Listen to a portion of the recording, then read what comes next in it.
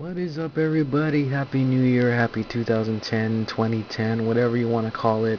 This is Will the Outlaw here with another video review, and today we are going to be doing um, the awesome, always awesome, Recon Ironhide.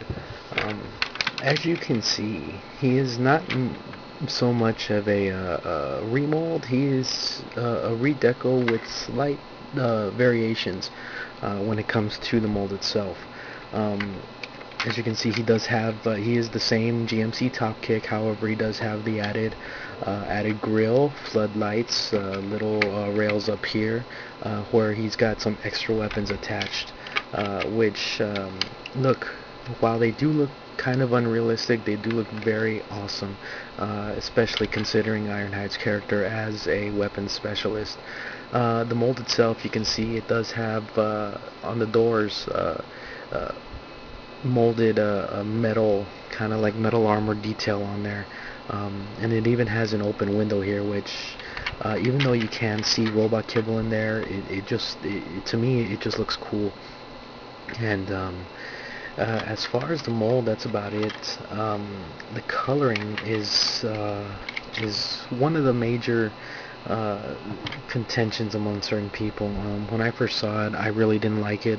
However, seeing it in person, it's not as exaggerated as the pictures make it look it out to be. It's actually quite, even though it is kind of like a silver, shiny silver kind of paint to it, it's not as distracting as I thought it would be, and it actually looks a lot better in person than it does in any of the pictures.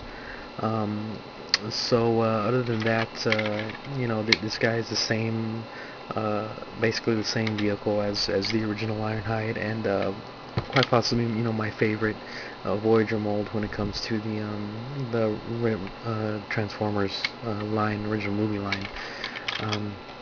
Getting this guy transformed is, if you have the original, you kind of have an idea about how to transform him. However, they did make some changes to the mold to where it's kind of a new experience. So, and that's what I dig about this particular figure. So what you're going to do is, the legs and the bottom, this whole section is actually the same. It's molded the same, so the transformation is actually the same. But the top part is a whole different story. You can actually take the front grille off and it becomes a weapon later on. You're going to pop these out, the same thing. And instead of one big piece that the original one was, it's actually two pieces that you can go like that, and these kind of flip out. So this kind of looks like a mask kind of thing going on, which I dig. But anyway, what you're gonna do is you're gonna go ahead and the bottom part you're gonna transform exactly the same way as the original. Pop the arms out. Well, the thing about this is that it is kind of tight. There we go. There's a little force there. Like I said, the feet are exactly the same, especially even the automorph, complete with the fact that you kind of have to help it along a little bit. So there we go. Bring this up and bring this part down. Rotate the top part. I always liked the Ironhide transformation for some reason. I don't know. I mean, I always thought that it was the more movie accurate figure out of the whole line. And there's a hand popping out. So I've done that.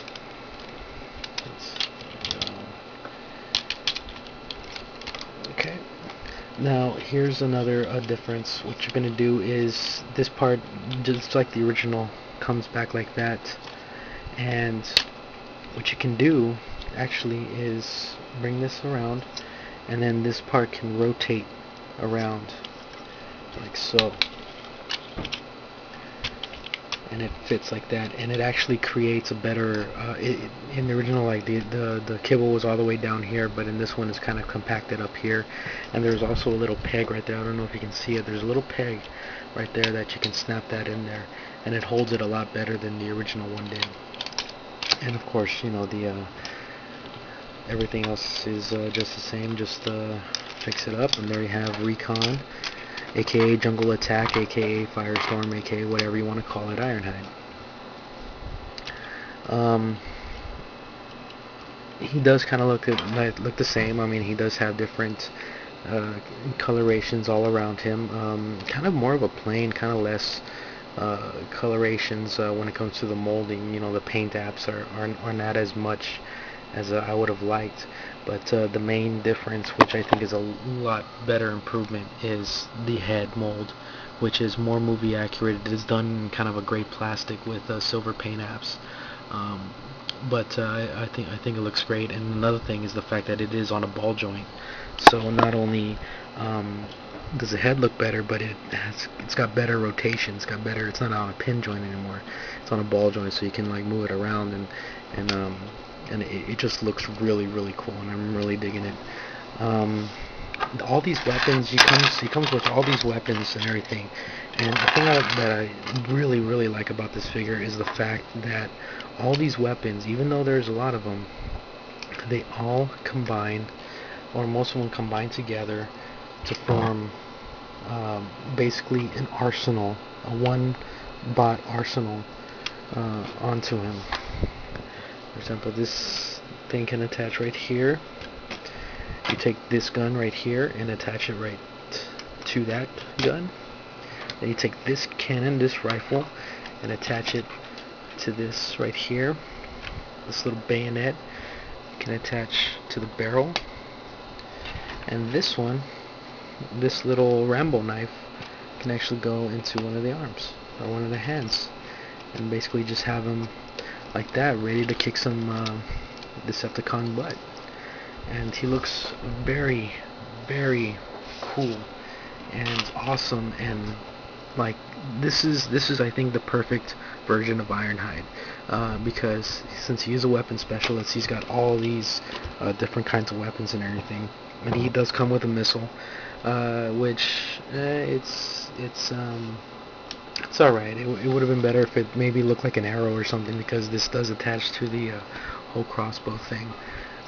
But this guy, I think, is the definitive Ironhide. Even if you don't dig the paint apps, the paint apps are removable, but I don't see why you would want to do that.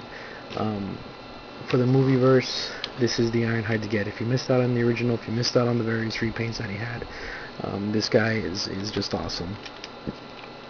The articulation is exactly the same as the original. Maybe even a little better, considering the fact that there's no back kibble to hinder his legs. So you can actually have him some great, awesome poses and everything. And another thing that adds to the play value is the fact that all his weapons, while they are interchangeable, you can even hold them in his hand. So you know, you don't have to have this huge thing sticking out. You can just have it on there like that if you wish. And the knives can even hook back here if you want. You know, put a variation. You know, it's totally customizable. So, and also this guy's part of the Nest Global Alliance, and he does come with a little Autobot sticker, which I read recently that it's not just there just for show. You can actually collect them and mail them in for that whole repaint of Ravage that's going to be coming out later. So hold on to those stickers. So there you guys go. I suggest you guys go pick this up, even if you do have the original one like I do. He's just a great addition, and you know, all his weapons just look awesome. And of course, you can't have Bludgeon without Ironhide. So there you guys go. Hope you guys enjoyed it, and have a great and wonderful new year. Take it easy, guys.